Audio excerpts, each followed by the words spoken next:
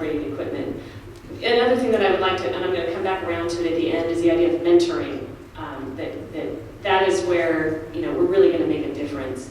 This is Larry Olson, who was going to donate or let us borrow the equipment to take to France, and got so excited about the project he went with us.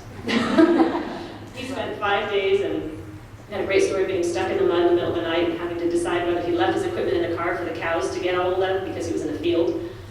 Anyway, he was wonderful. He worked with the students day in and day out. This is just a little snapshot of the data that we're working with after we return. We had to find out the depth of that concrete so that the solution to this eroding cliff, they needed to know where the base of the concrete was. Alex was kind enough to, or Andrew was kind enough to point out at this point that they were working right underneath the bat. Another piece of equipment, ultrasonic pulse velocity. This sends an ultrasonic pulse through the concrete to let you know strength. And a quick, just a little demonstration quickly of how this works. There are two transducers that are calibrated,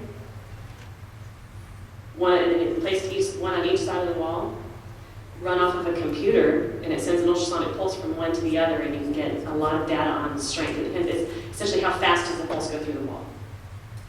Everybody took a turn at running the computer in each different piece of the equipment. A little hard to find a location at some points that you could have a smooth surface. This was a shrapnel grenade that had been thrown down inside, so all those pockmarks, we had to be creative with locating places to work. The guys are taking the break. We used Schmidt hammer. We took some of the more traditional equipment as well as more the higher end sophisticated equipment. Chad's holding a cover meter. Location of rebar, depth of rebar, and direction is what can be obtained from that. Alex and Courtney took one of the tough jobs here. This was in the morgue. This bunker was the morgue. Freezing cold, no electricity, so this was all done by flashlight, and these two gals tackled this job. The sun came out periodically. These don't quite demonstrate how cold it really was. This is looking at a crack on the top of this bunker that as the dirt was cleared away, was quite large. This is another use of the ultrasonic pulse velocity equipment, and you can see Chad's holding one transducer on the top, Robert's holding the other one down inside, and if you look through the barbed wire, you can see Andrew running the test on a computer. 60 inches of concrete, they have no idea what condition this concrete is in, yet school loads of children are running around on this site, just measuring the condition of rebar. One thing that struck me, and I think everybody, was that, this is the view as you walk up out of Point de Hoc and you look across the fields. This is the view those soldiers saw that day. Everywhere you look in France, it's 15th century this, 13th century that. So little has changed on this point. We had the opportunity to go see the German cemetery and the American cemetery and some of the sites of World War II that weren't specifically at Point de Hoc. And these images, I think, the reason I show them is just the experience for our young people.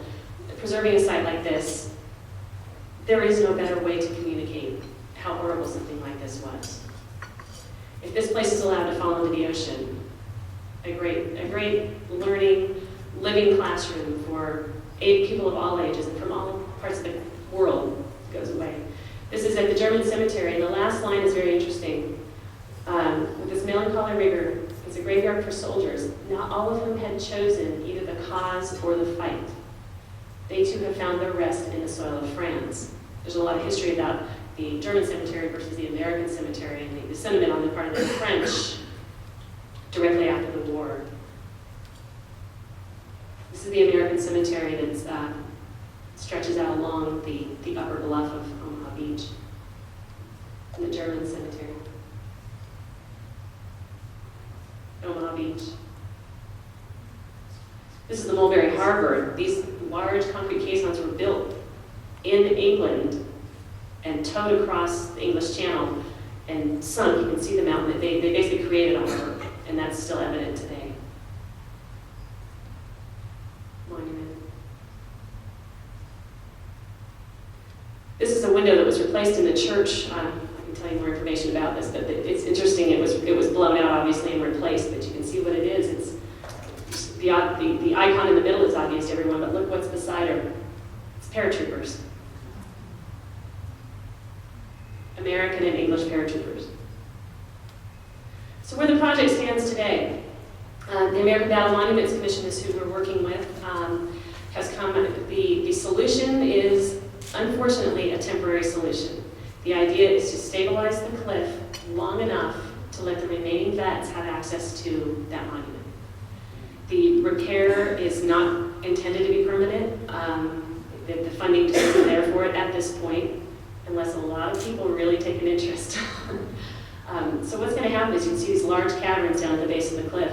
What they figured out through ground resistivity studies was that the fracturing of the limestone cliff from the bombing is what is allowing groundwater from back behind to come through the cliff, and that's what the damage. It's not the ocean action against the cliff that's causing the deterioration, it's the groundwater. The tonnage of bombs dropped on the morning of D-Day on this one side alone was larger than Hiroshima. And that is why this whole cliff is limestone, and it's completely fractured and fissured all the way through. You can see the water pouring out right there. So the solution is going to be a shotcrete approach. I just put this in for those of you who haven't seen shotcrete in action. In a demonstration back with our students back at Chico State getting involved in shotcrete. This is Courtney. All right, we go down to the Bay Area to do this, this field trip. Whole lot of Cemex guys roll up in a truck and they were going to do this thing, and she's the first one to volunteer in her hot pink boots. What I respect more than anything, not that she just jumped out there, was that she had the confidence to tell this man helping her, this thing may knock me on my rear end, would you mind helping me out? That way, she didn't have to prove anything, and I thought that was, it was pretty tremendous.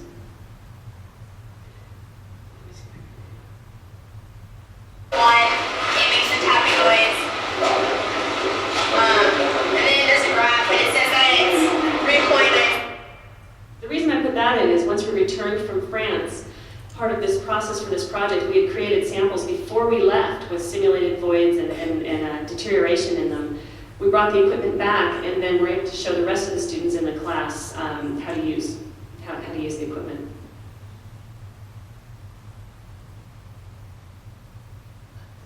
These guys just insist on doing these compression tests the old-fashioned way. I mean, we have machines for that.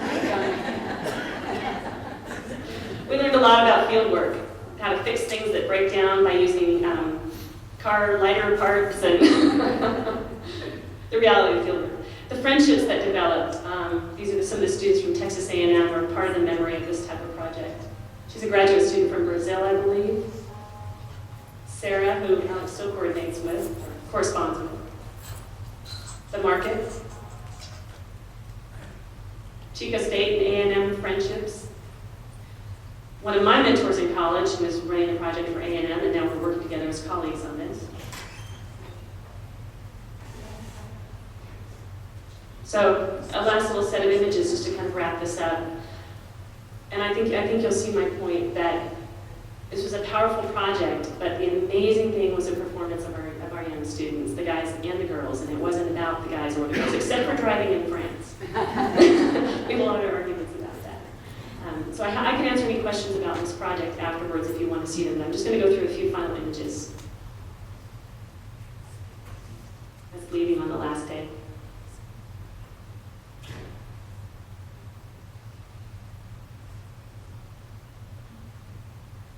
How long were you there? We were there 2 weeks.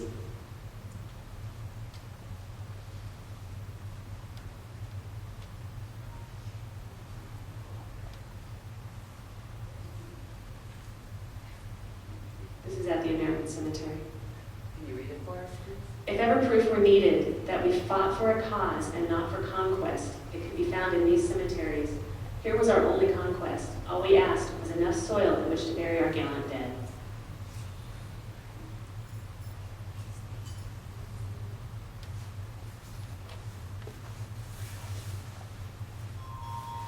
To me, the future, the hot topic in concrete and concrete repair, if I had to say one, the hottest topic is our next generation. It really is.